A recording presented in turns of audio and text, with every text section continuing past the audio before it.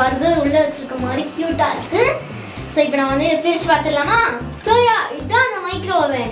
ரொம்ப ரொம்ப க்யூட்டாக இருக்குது, க்ரீன் கலரில் இருக்க மாதிரி இருக்குது. ஸோ உள்ளே வந்து அந்த இது மாதிரி ஹேண்டில் கொடுத்துருக்காங்களே, அதை ஓப்பன் பண்ணி பார்க்கலாமா?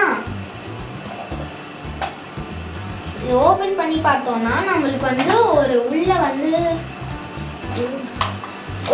ஒரு பிளேட் கொடுத்துருக்காங்க. பிளேட்டில் என்ன ஒட்டியிருக்காங்க அப்படின்னா வடை இருக்குல்ல, அதை வந்து சூடு பண்ணுற மாதிரி எடுத்துருக்கு. இங்கே பாருங்கள், ரொம்ப க்யூட்டாக இருக்குல்ல பிக்சர்.